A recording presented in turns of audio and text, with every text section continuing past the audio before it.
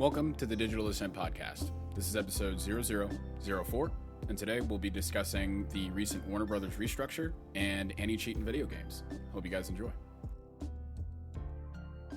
So thank you guys for tuning in to the Digital Ascent podcast. This is episode 0004.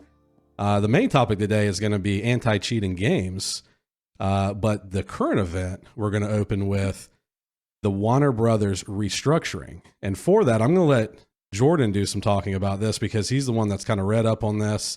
And I want to see what he has to say, because this is, based on what I've seen so far, they're making some pretty big moves. Is that correct, Jordyn? Yes, sir. And, the crazy thing is, we're recording here kind of at the beginning of August. So by the time this episode comes out, we will definitely have more information on like what's going on. But holy crap, like Warner Brothers dropped some bombs here at the end of this week. What's today? August 7th. So first week of August, and they've dropped bombs, man. I don't know if people understood or maybe had ideas that this was going on, and we've got some articles that we're gonna kind of go through and cover, and I guess there are some signs that maybe hinted to this a couple months ago, but if you are a normal consumer like myself and the fine gentleman in this podcast, this is probably a surprise to you as well. So the big piece of this here, and I think the big thing that most people will care about, is HBO Max is going away.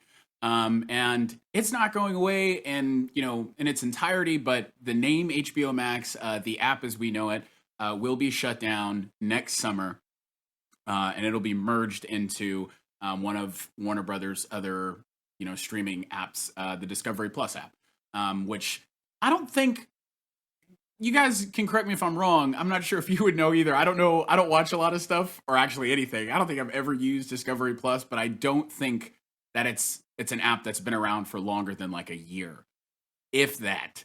I think I can't say I've used it, to be honest.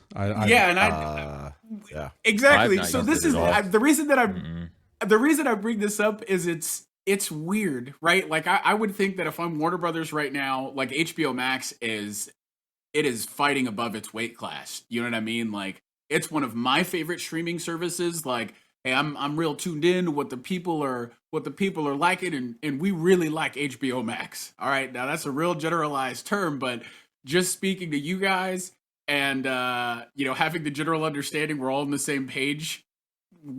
We don't use Discovery Plus, and I get it. We are not the four horsemen of streaming services everywhere, but this is the thing that confuses me: is more people are using HBO Max than Discovery Plus. So why would we get what I mean? Why would we get rid of one and shift that over into the other? So my thought process here, and this is going into the grand, overall theme of why this kind of transition is happening. My thought process here is Warner Brothers obviously is trying to save some money. They're looking at where they can cut costs, and again, we have some articles that we'll link here to corroborate this, but it seems like Warner Brothers understands that they are spending two different streams of revenue on maintaining all of their streaming apps, right?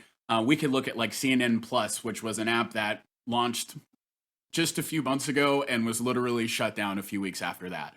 And so, I think, and that's an app that was owned by, the Warner Brothers, Discovery, application. And that's one of those events that, kind of people who are paying attention to this stuff were kind of like, that's probably not the last one that's going to happen to. So we look at these two apps, and I think that Discovery, it's been around longer, I think, than HBO Max, and I can confirm that.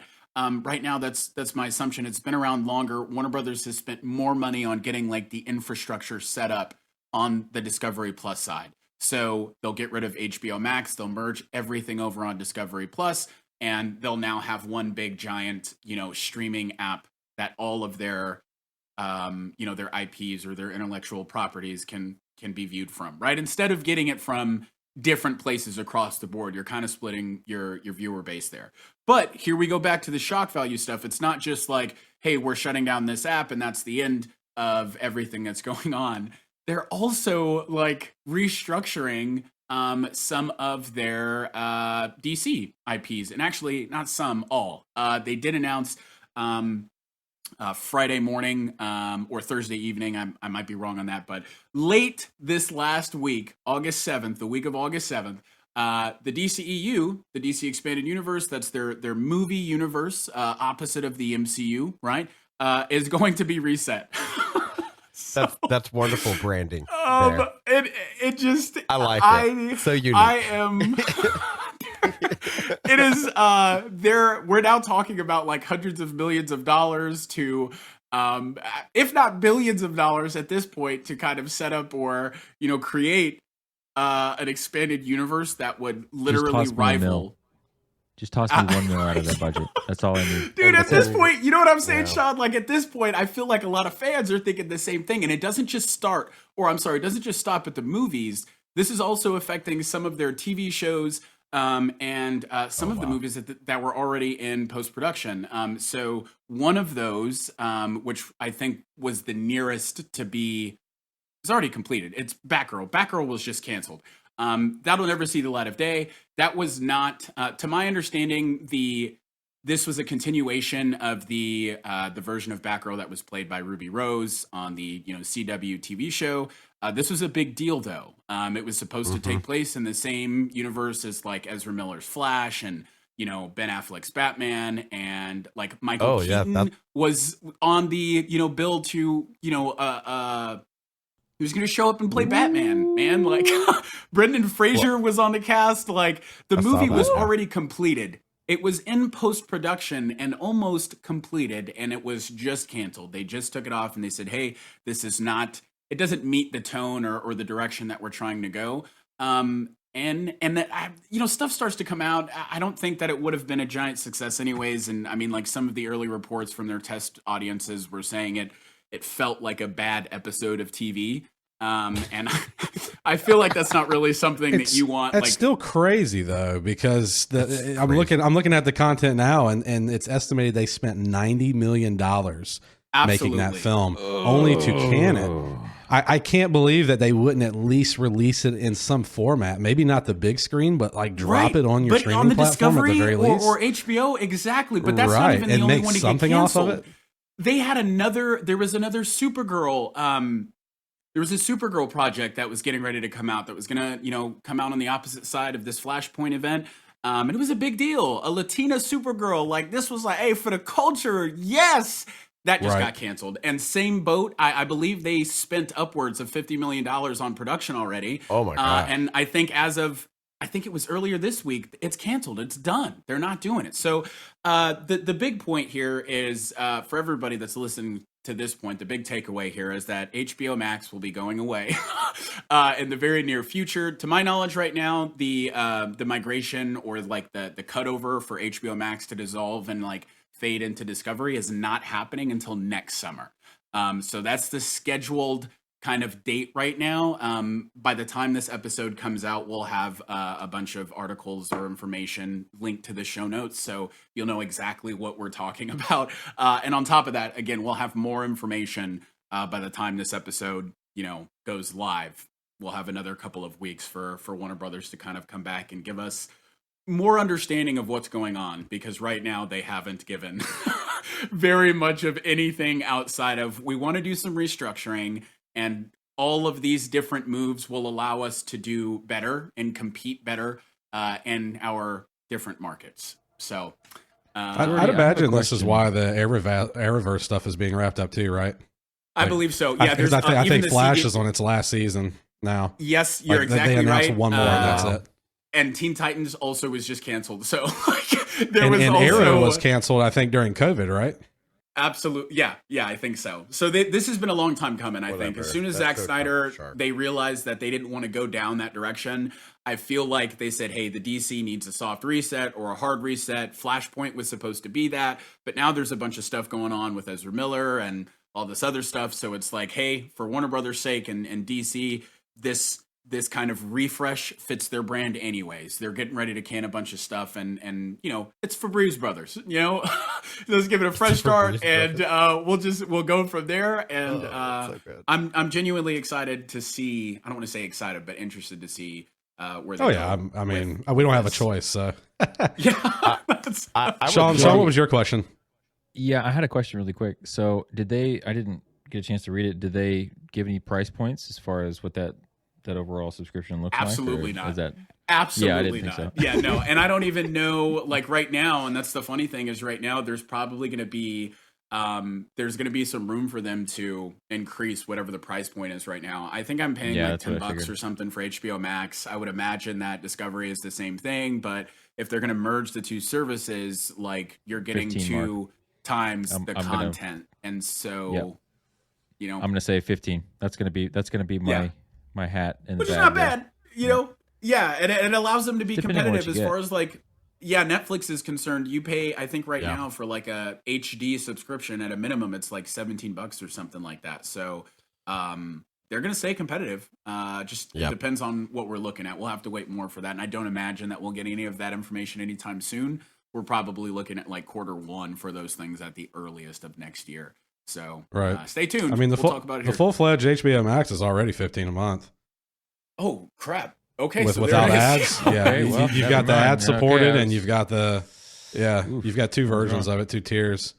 So I mean, if they combine that, I'd imagine it's gonna go up because they're gonna be like, "Well, we're giving you more for the money," and I agree. I think they'll do the tiered, same thing. Maybe. Look, I also maybe so. I mean, I'm that. sure they'll probably still do the ads and no ads sort of deal. I hope. I feel like most everybody is now. If we continue back down this path of like, oh, we're just going to continue to segment, the subscription service, like we're literally just at like internet-based cable subscription services now, and it's just like, that's I know, and I don't want to go further down the path. I don't want to go further down that path. All right, we're it's getting like the video game platform, except worse. Real it is. This is true. This is hard stop. Let's hard stop. I will rant about different topic. I hate this. Different topic. Brent, we'll pass it on. We'll pass it on back to you. We got the current events out of the way, sir. Can you tell us a little bit about what our main topic is today? Absolutely. I did want to read this other little tidbit out on the podcast, which is apparently between HBO and HBO Max programs, there's been 140 Emmy nominations for their content, and that's the most of any other network. So I'm sure they're probably leaning on that too as justification to like, hey, we can do whatever we want because why get rid of that name? I don't know, man. I guess they feel like if anybody can do it, they can do it. So that's a good point. I mean, HBO's been around a minute, man. HBO's been around a lot longer than some of the other ones. So not in this form factor necessarily, not in the service package, but I mean, gosh, I remember watching HBO 30 years ago. You know what I mean? Like, so okay, yeah. So we'll jump into the main topic. Something I did want to call out because I didn't call it out earlier. Not that it matters so much now, but we do have the entire crew with us tonight. We've got myself, Jordyn, Matt, and Shaun all here tonight recording this. For this main topic, we are talking about anti-cheating games. And this is an interesting one because, and I do want to clarify too that this kind of really only applies for the most part to multiplayer games. And that's where this comes into effect. Obviously, you're not really looking at stopping people from cheating in a single player game. Like a lot of your single player games even still have, console commands and key combinations and stuff like that you can enter to quote unquote cheat. So this topic here, we're specifically talking about online multiplayer games where cheating has been prominent ever since their inception, pretty much. And so, the big thing around this, and anybody that plays video games that has a multiplayer component will know that this has been a struggle for many, many years. It's never been perfected. Some games have done better jobs than others. I should say some developers have done better jobs than others. And there's always this struggle. And so that's what we're going to cover tonight, with the first point being cost. as being the number one kind of hurdle that these developers are facing when it comes to implementing any sort of anti-cheat or mitigation into a game. And what's crazy about that is that when I did research on this, and I don't know if you guys were able to find anything after the fact, after I posted notes and stuff like that, but I was unable to find any real numbers. There's a lot of speculation as to how much. Okay, I'm glad I wasn't like just bad at doing research then, because there's lots of people on Reddit, that speculate, these types of developers and software engineers cost this much and blah, blah, blah, blah, blah. I'm not going to throw any numbers out tonight because, you can go Google that and find people having essentially the same kind of conversation we're having right now. But these people or these developers are spending lots of time, just enormous amounts of time, as well as money, and then just the fact that they even have to hire individuals to maintain these things. So like I said, I wasn't able to find at any cost, but you can just imagine, given those three kind of components of it, that it's not cheap. And this is also when, the big focus for a lot of these developers, obviously, is, especially coming into it, is less anti-cheat and more, what are we going to do to hook players? We have to have good content, right? We have to keep them coming back. Once again, we're talking about online multiplayer games. It's not like your solo experience, your single player games, where you build 30 hours of content and then that's it and you're done. We're talking about a kind of a dynamic games. Like a big one that comes to mind when I think of that, like a service, a game as a service would be something like Destiny 2, where they're constantly iterating, they're constantly building onto it. They're constantly giving you a reason to come back. Me and Shaun know that all too well. And heck, Jordyn too. I know Jordan's a big fan of Destiny too. Yeah. But so for these sorts of folks, there are platforms that are already out. There are companies that make specifically like anti-cheat platforms for these developers to use, so that the developer themselves do not have to build their own platform. The big one is VAC, or Valve Anti-Cheat. That's one that is completely integrated into Steam. If you're a fan and a player of Counter-Strike, Left 4 Dead, any of the kind of Steam or source-based games, you've seen a VAC pop up at some point or another. That's free to developers. Once again, that's tied to the Steam platform. As far as I know, in the research that I did, the Steam platform is, or I should say VAC, is specific to the platform in a way where the developer would have to integrate their game into the whole Steam platform in order to take advantage of VAC. So it's not like they can just kind of throw VAC into the game and then publish their game everywhere. So that's one downside to that. And then that still leaves, the developers themselves to have engineers and resources assigned to making sure that that's, that anti-cheat system is compatible with their game. And then you have other ones too that are much more universal. Easy Anti-Cheat, I know a lot of us have seen that, as well as BattleEye. Easy Anti-Cheat is actually also free. That's the one offered by Epic Games. It does not tie them. Ironically, it does not tie the developers to the Epic Games store, and they've vowed that they're not ever going to do that. So that's interesting. I'm going to jump in and disagree with you there, man. I don't actually find that I guess it's interesting, but it's not very surprising. If you look at, if you just kind of look back at the history between Valve and Epic has been kind of branding itself as this developer friendly storefront and platform. And you see that even with some of the rates that they put in there, and it's part of their shtick, gimmick, whatever, however you want to phrase that, right? It's the concept that they can be nicer and charge less and less aggressive, and that you don't have to play hardball to do it. You don't have to play hardball to get by. Yeah, just my 2 cents on it. Think about when we did the episode with terms of service. I would say GOG and then Epic were my 2 favorite terms of service that I read. So I guess that kind of makes sense that they're trying to be that way. And look at all the free games they give you. I mean, dude, every month they're giving you free games. So I guess that makes a lot of sense. Yeah. Yeah, they're doing other things to keep you coming to their platform. Things that Steam's only recently started doing. Like, when did you see Steam giving away free games prior to Epic doing it? Every now and then you get a free game on Steam now. Gave free games away. It's very rare. It's very rare, and it's nothing like Epic Games where they're doing like bi-weekly releases of stuff and stuff like that. Yeah. Same with like if you have Prime and all that, you've got a bunch of free games that you can get. But anyways, we're sidetracking a little bit. But so yes, easy anti-cheat on that side. Games like Apex Legends, Rust, Fortnite use that. Of course, Fortnite's going to use that because they're built by Epic Games. BattleEye is another one. And I do want to say that, just because these are free, you would think that because these have such a wide breadth of saturation with games that they would be better. But it actually is the opposite. And we'll get to that eventually. But some of these more open source, if you will, they're not really open source, but these open platforms like Easy Anti-Cheat and VAC, they've been around for so long and they're a part of so many different games that they've been cracked time and time and time again by people making cheats essentially. So you also have BattleEye. BattleEye is not upfront about their costs. They are not free. That is in games like PlayerUnknown's Battlegrounds, or PUBG as it's called, or for short, Rainbow Six Siege, Escape from Tarkov.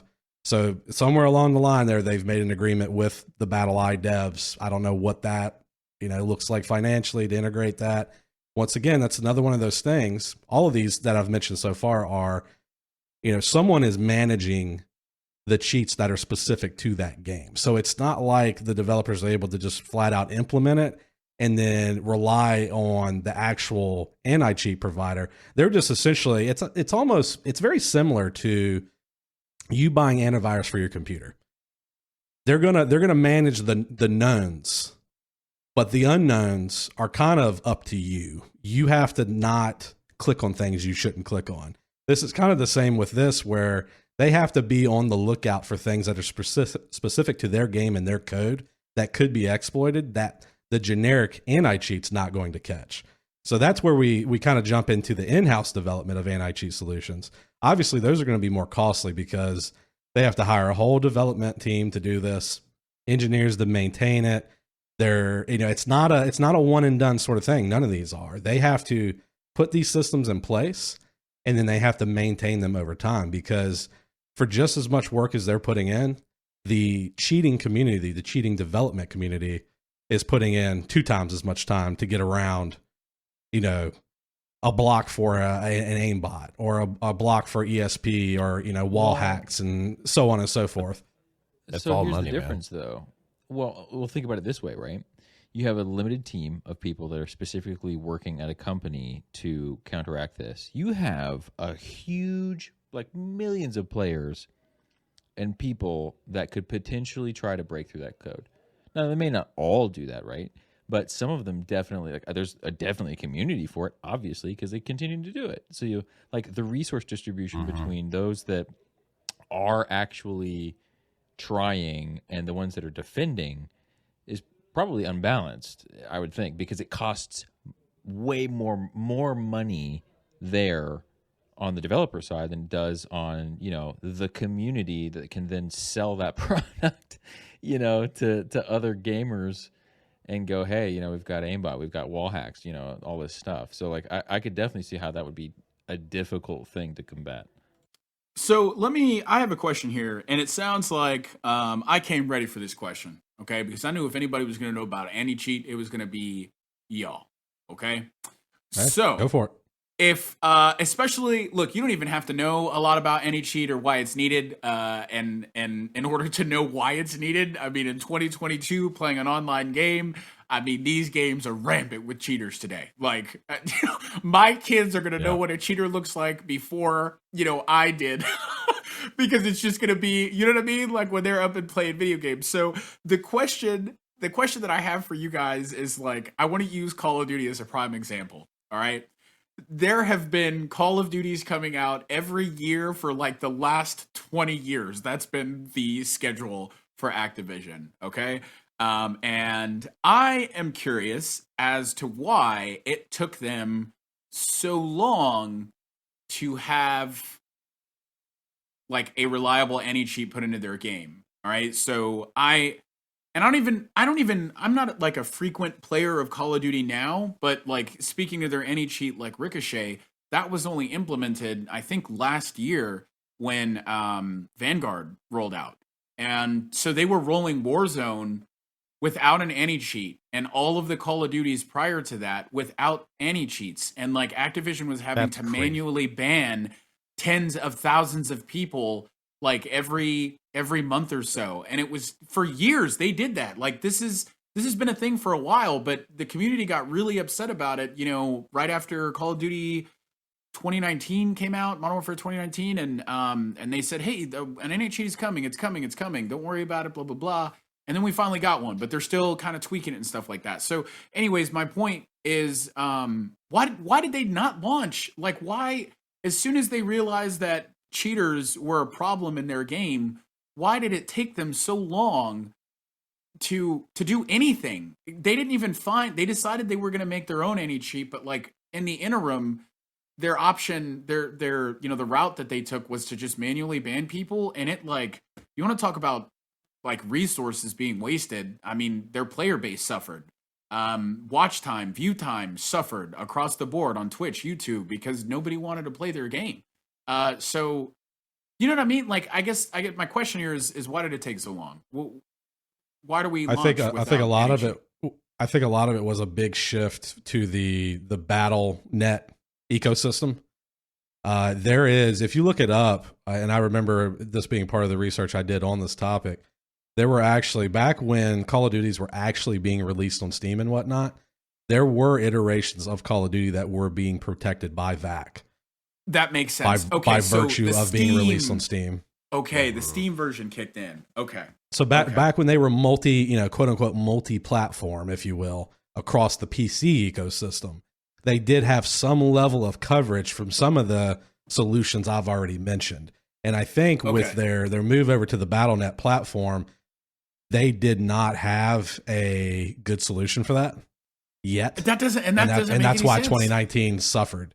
And because they were doing everything manually. They were just investigating reports from the players. And they had a team, quote unquote team.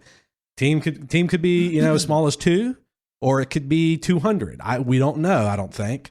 But right, exactly. So they're like reviewing, they're reviewing tickets and this guy looks like he's cheating, you know what I mean? And then they're going through that and doing that process, and that's why it was terrible. Exactly. Dude, that was a good idea. Dude, that's what I'm saying. Is like they decided one, and it's not like in 2019 we were already well into the games as a service, live games, being a thing. You know what I mean? I think that push or that kick happened in 2017. We were already. It's not like Activision had not put games out before that relied on the community coming back to the game. So in my mind, it makes no sense outside of like greed of why they were in a rush to remove their games, their games that are still being supported from the Steam ecosystem to put over on their own game launcher that did not offer the same supporter protection that Steam had. And all they had to do was wait until it was ready. You know what I mean? Like it's like the cyberpunk thing all over again. I'm not going to go on a tangent about cyberpunk, I promise. It's just like, why do we rush things before they're ready, especially in a day and age where like your game's survival time is severely dependent on how much the community engages with your game. So maybe launching a couple titles without, an anti-cheat is not the best idea. Especially when your only alternative or answer to that is to manually ban people by the thousands, sometimes hundreds of thousands every couple of months. Here's the thing, though. I think this will get addressed in some capacity a little bit later on, as far as maybe some of the whys, because there are reasons. There's other negative impacting factors beyond the player base for you implementing the anti-cheat as well. And I don't want to steal Brent's thunder. I'm aware of that. So some of the technical stuff, and we'll get into that. We won't spend too much time on that because I don't want to go down that rabbit hole too far. But But absolutely, and I do think there's a little bit of the mentality from Activision and the involved parties, the developers and whatnot, of too big to fail. People always come back to Call of Duty, regardless of whether anybody here likes it, loves it, hates it, whatever. This is the exact reason, if you've been following news, why Sony is very upset still about this merger for Microsoft and Activision. And all those IPs and stuff like that, because even though Microsoft is saying, hey, we're not going to make it exclusive to our devices, to the PC and to the Xbox, they're still concerned that later on it may become an exclusive. And Sony has flat out mentioned, I don't think it was the US based Sony either. I'm trying to think of where it was. I'll have to find that and maybe throw that in the show notes just for an interesting fact for folks that actually care about it. But it kind of leaked out that like Sony was super concerned of, hey, Call of Duty accounts for X amount of cash on our platform yearly, and we don't want to lose that because of this acquisition. Yep. So there's so that ties back into the whole, I know you hate it, Shaun, too big to fail. You know, they know that people keep coming back to feast on Call of Duty every year, and they're going to have enough people to keep it afloat. There are so many developmental dollars spent on that game and that series. It's just incredible. But anyways, I do want to just throw out here really, really quickly, and before we segue to our next point, for just because I love sticking it to Activision, I would argue the opposite is true as far as too big to fail. I would argue that they wouldn't have entertained a buyout if they were doing as well as they were 5 to 10 years ago. And if we look at, you know, the last two Call of Duty sales, which is maybe why they decided, hey, maybe we need to buck up and implement some kind of anti-cheat, whether it's our own or somebody else's. Obviously, they went the route of implementing their own. But the last 2 years Call of Duties are record low sales for the series out of the last 20 years.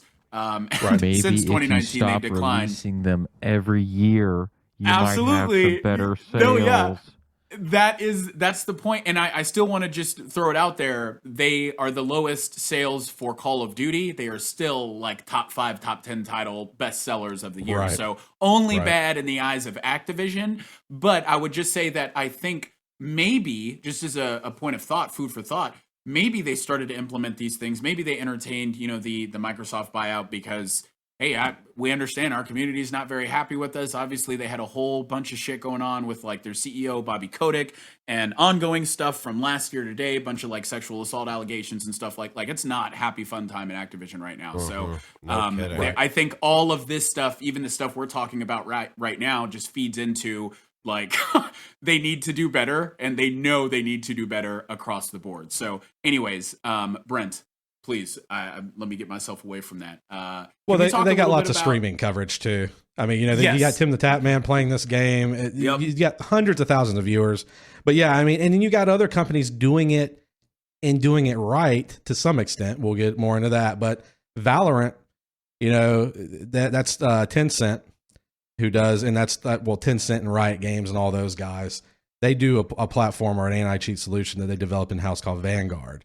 And we'll get into why that was so controversial here in a little bit. But, you know, that's these guys, they've got the money. They've got the know-how to develop these in-house solutions. Speaking of Riot Games, for Valorant, and so they have that implemented, the Vanguard platform in Valorant in League of Legends. But at first, I don't know if they're still doing this or not. They probably are, if I had to guess. But they offer up to $100,000 to any individual or team of, like, you know, I guess white hat hackers, if you want to call them that can find and document any significant vulnerabilities in their Vanguard anti-cheat system. Love that. And I know Matt came in here and added also the bug bounties sort of terminology, which is absolutely. Yeah, I've heard it referred to as that before too. Yeah, I do want to point out that there are many people out there who make a living doing that. You know, you can teach yourself to code. Go ahead and, you know, teach yourself to work vulnerabilities and, you know, stick your nose around ethically, right? In places that want you ethically. Asterisks everywhere. Ethically. Yeah, no, for sure. Yeah, ethically. Yes, ethically. Where people explicitly have said, yes, you can look here. Please tell me if you find anything, and then you need to disclose responsibly, right? So don't go sell it on the dark net. That is the opposite of responsible disclosure. That's right. And we just talked about breaking into the IT industry. For me, that's responsible for my checkbook, Matt. Yeah, I mean, not in the long term. Definitely not if you go to jail. And I guess since I said responsible disclosure, I should cover what that means. In my mind, responsible disclosure looks something like giving the party that needs to be notified, the developer, 30 to 60 days to address the issue, and then then delivering it to a known good disclosure third party. I'm sorry, I wasn't expecting to talk about this, so I don't have. No, Matt, I think you're. I was no, laughing. I don't think we have to define. Yeah, we're good. Sorry. I think we're straight. No, Whatever. You're good for double tracking there, man. We all appreciate it. I'm laughing at the wackiness of this. How did we get here? Yeah. Ethical hacking. Well, hey, it's part of it. For another day. Part of it. Absolutely. Yeah. Yeah. You invited me to come, talk on the podcast, week after week, and so I'm going to talk about stuff that I think is interesting. In this case, it's bug bounties and ethical hacking. Hey. And that's a real part of the anti-cheat discussion, right? Because there are people out there who are helping make your gaming experience better, and they're making a living doing it, and they're basically living paycheck to paycheck like that. Yeah, I think there was a thing with Team Fortress 2, right? There was was it Lamau? I think there was. Was I reading that up? They had somebody come to them. It was Team Fortress 2, and they were taking heavy hits. It was horrible cheating, and then one of the gamers ended up finding what was happening and sent it to them, and they were able to get it done. So, I mean, I'd have to go find the article that said it, but I remembered reading that during research. Yeah, there's been quite a few instances of that. There was a group that did that for Grand Theft Auto 5 for Rockstar Games, where that game has been notorious for having slow load times, like the initial load, and two guys fixed the code and made it load almost instantaneously across all platforms. And Rockstar actually paid them and implemented the code across all their platforms because they hired one of the guys off the team too. I think they did. I think you're right. Yeah, that's crazy. Yeah, I'd love to see it. That's awesome. I love that. So once again, tying back to our last episode, breaking into the IT industry, it doesn't have to be specifically like what we were talking about. You could, you could take the reins into your own hands and grab the bull by the horns a little bit, and go ahead and jump into this sort of stuff too. Let me ask another question. Real quick, I serious tying back to last episode, I do think that teaching yourself how to penetration test and do vulnerability assessments like that, and then seeking public bug bounty programs, that's a 100% viable self-learned way. It's going to be hard, but I mean, man, you can definitely do it. Just my 2 cents. Jordyn, the floor is yours. No, for sure. I appreciate it, man. So the question that I have is, I have a general understanding of how anti-cheat, is implemented. Specifically, I know the most recent one, and I guess what I'm looking to do here is just match my knowledge against your guys's, right? The technical powerhouses of the group, and just try to see if we can get an understanding of how anti-cheat is again implemented. And so with my understanding, an anti-cheat like Ricochet, again, Call of Duty's anti-cheat, their in-house anti-cheat, that's something that's implemented, that's a kernel level anti-cheat, right? And so what that means is if you look at, most people are going to be playing on Windows, computers or machines. And so, your Windows 10, Windows 11, whatever, that's your operating software. And your kernel is normally a layer under that. It's not something that you can see. And normally the things that you install, your software, your hardware, there are these things called drivers that are attached to those. So the first time you plug in a brand new mouse or a brand new keyboard, a driver is getting, installed, or, your computer is matching a driver that it has already to this new software, hardware, whatever. The kernel is where the drivers live, right? So if an anti-cheat is a kernel level anti-cheat, It is specifically being put on that level so that it can monitor and identify everything else that's going on your machine while you're playing the game. Do I have this right so far? Yes. I like to think of drivers as little instruction booklets for the Yes. computer. Perfect. And I would say that the kernel component is like the ability to understand the English language and it's the system that it's the underpinning. It is the ability to read that booklet then and understand what sentence syntax is. It's like a translation hub.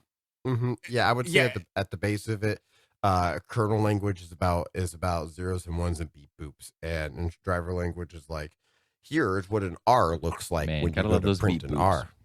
I love them beep boops. Dude, and look, man, this is one of the things that like this is why I got into like IT is like learning about this, right? And I've kind of had some knowledge specifically about like the operating software and like the kernel layer and how those things work previous to researching like how anti-cheat worked. But I remember when Ricochet was being talked about, and it was like, oh, that's crazy, a new anti-cheat is being made. And I'm sure lots of anti-cheats have been made in the last 20 years, but Call of Duty for me was the first one that was like, whoa, there's some fame tied to this one, and we get to see how it's going to be implemented because it is drastically needed.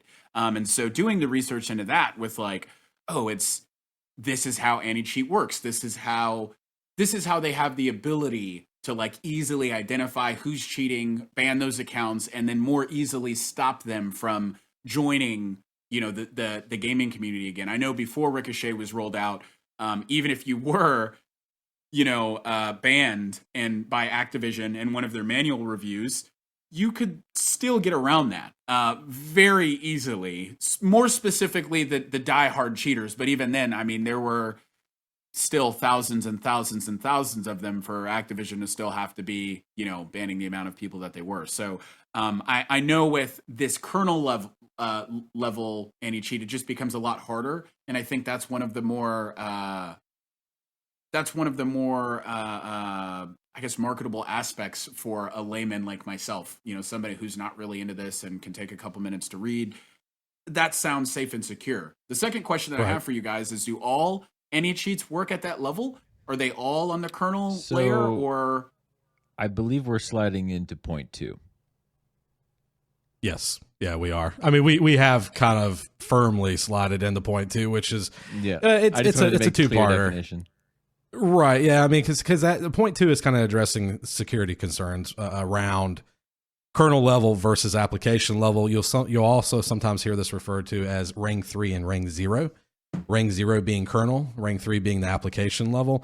The big difference here is the ring 3 solution or the implementation is at the application level. Typically, that implementation is only looking at the game assets itself.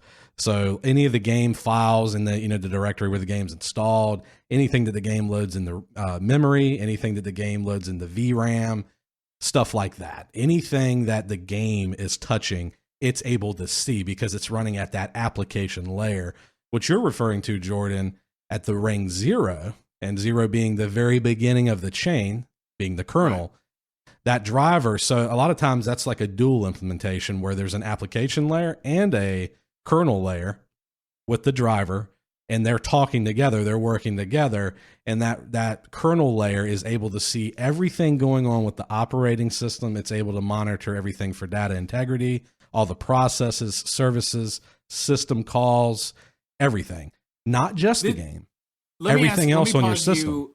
When you're talking about that 0 ring, am I in that application layer? Like, you're talking about like the OSI model, right? Like, I know I'm throwing it back here with terminology. I just want to make sure that there's not another application layer It's similar to that, absolutely. Okay. Yeah, this is just expressing kind of like your layers of the OS and what interaction each layer has with files and processes and whatnot. Jordy, don't feel bad not the because OSI model though. It's not the OSI model, but correct. It's similar. Sparked that. Yeah, it's similar.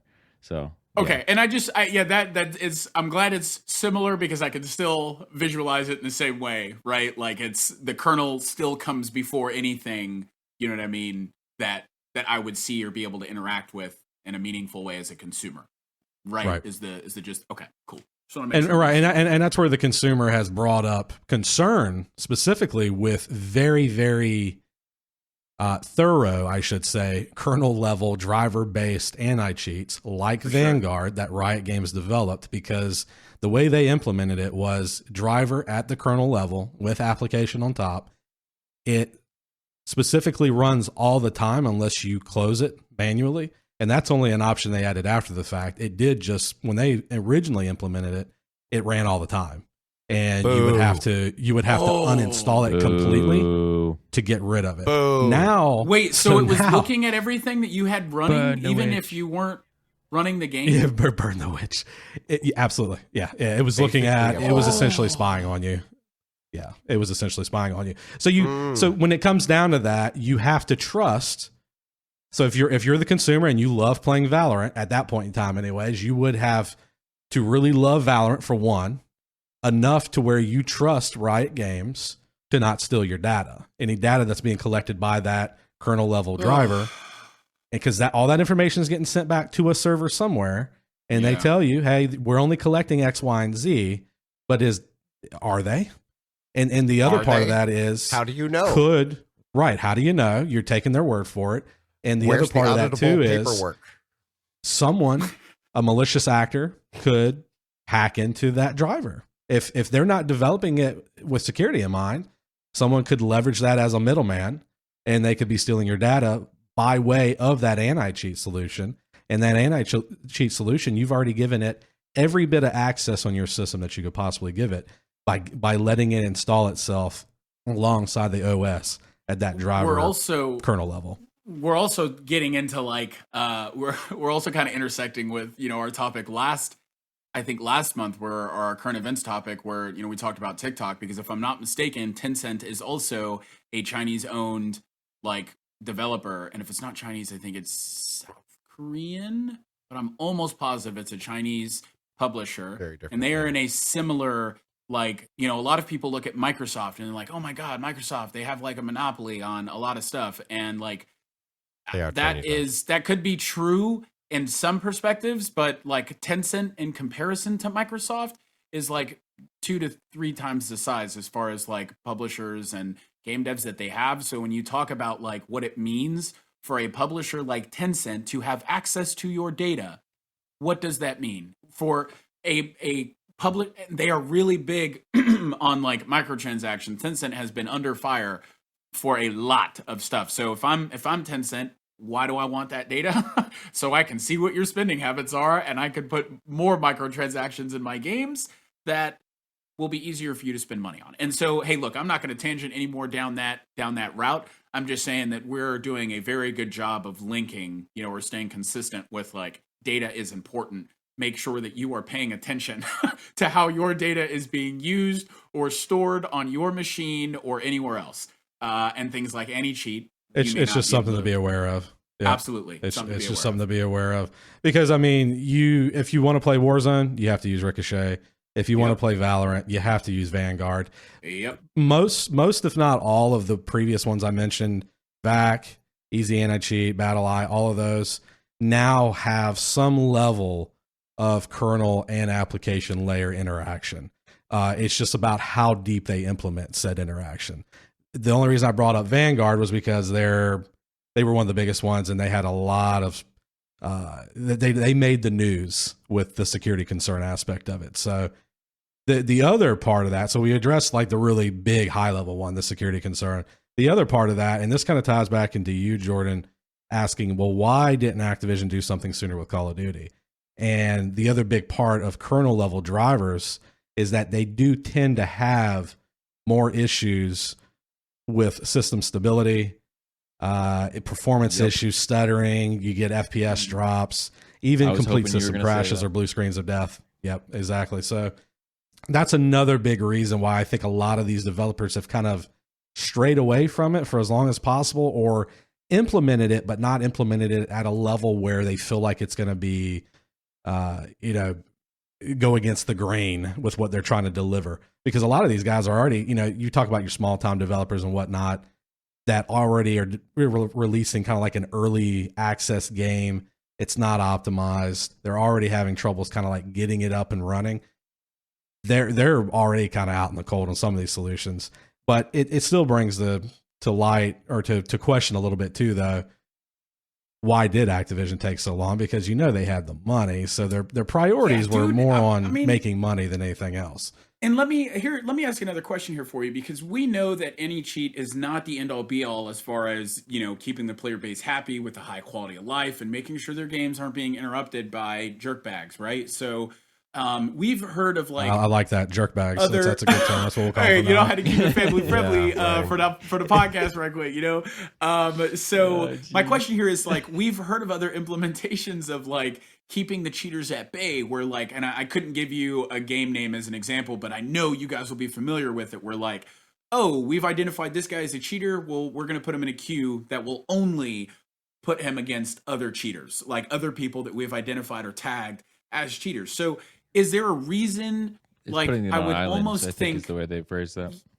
Yeah, would that not be easier to do and more cost efficient to just, reserve some servers for, a player base, or a fraction of your player base, and then scale that as needed, rather than, doing the Activision approach where they dump a whole bunch of time and resources into their own anti-cheat? What do you guys think about that? I think that it's cheaper not to process the data of those people. So, I mean, if you're going to do something, then you have to identify them. And then, at that point, if it's either identify them and then shove them into their own islands, and you still have to have servers and resources for them. Right. Or you just ban them and goodbye. I guess at that point, if you ban them, you have to start asking yourself questions like, do I ban IPs? And then, do I ban VPNs? And it starts getting stickier. So I mean, I see that's assuming that it identifies it correctly, though. You know what I mean? So I mean, there are a ton of false positives. In this kind of that's a good point. Yeah. Yeah. This moves into point 3, which is how effective is it? Because you see go watch Tim the Tat Man. Even he sits there with however 40K people sitting there, and he's like, they might be, I don't know, maybe they are, maybe they aren't, maybe he's just really good at movement, maybe he's really good at shooting, you don't know.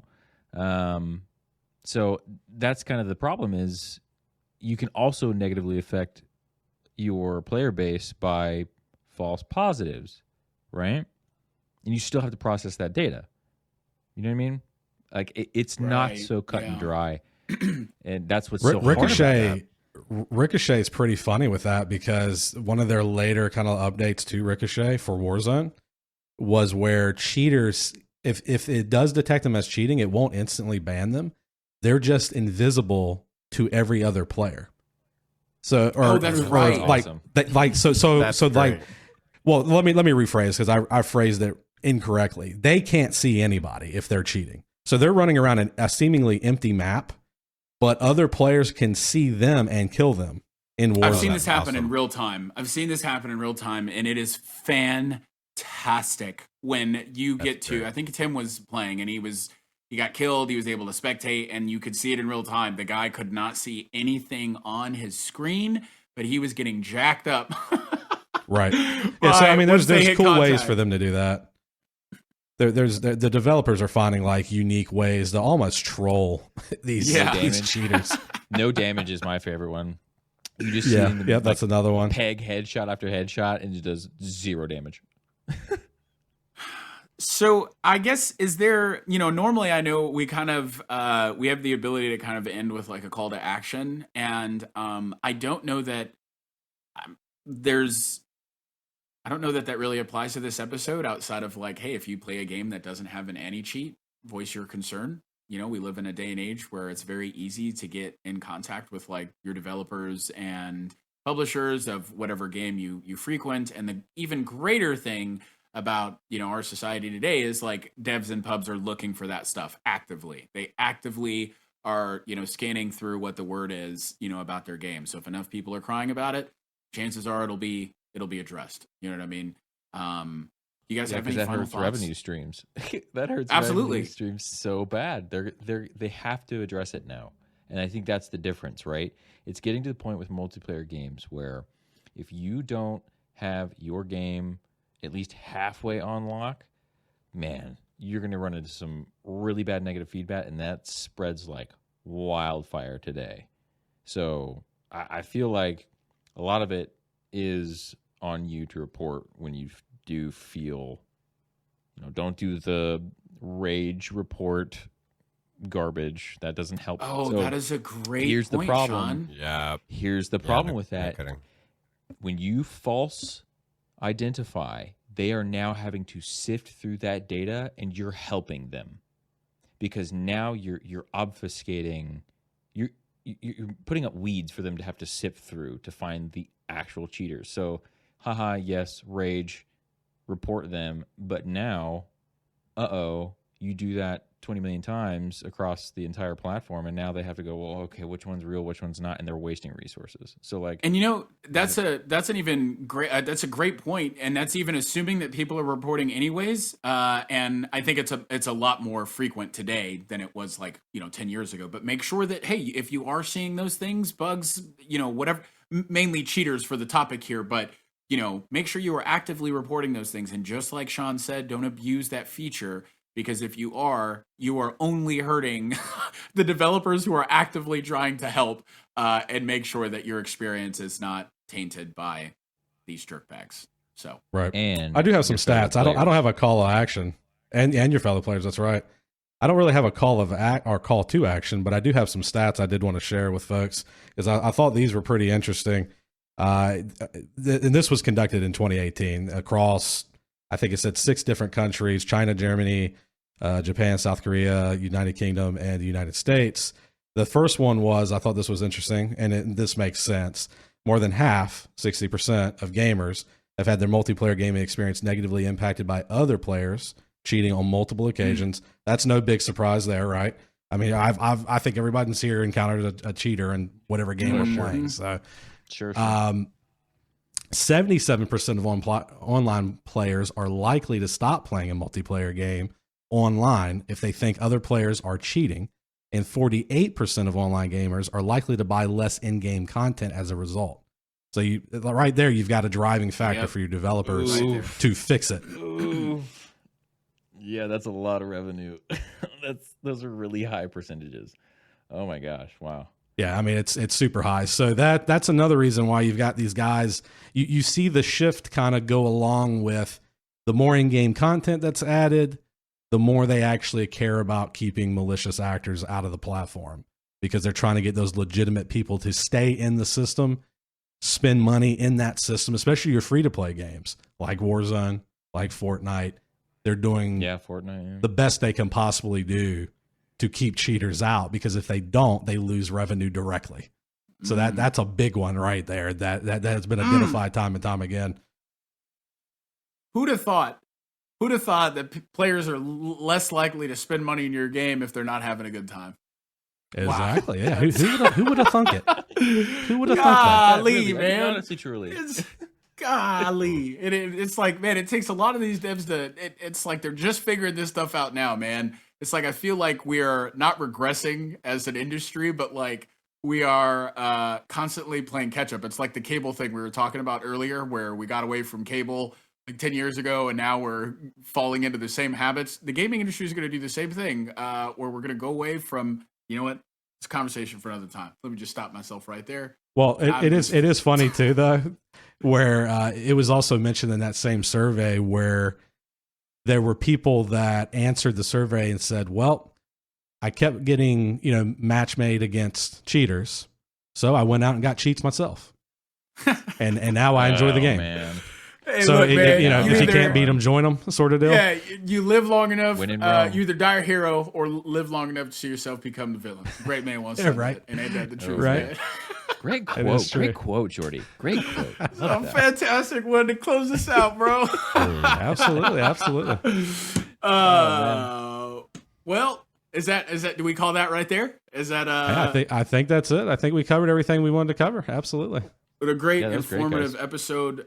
Thanks everybody. That was fun. Thank you for listening. Join our Discord and check out our show notes for all of our citations and good info. What is this, stuff. MLA? We can call them tidbits. How about tidbits? Yes, We all call right. them little Good tidbits. tidbits. Bye, everybody. Bye. Bye. Thanks for listening to the Digital Ascent podcast. While I have you here, friendly reminder to check out our Discord channel and forums, both of which can be found linked in show notes, which can be found in the episode's description.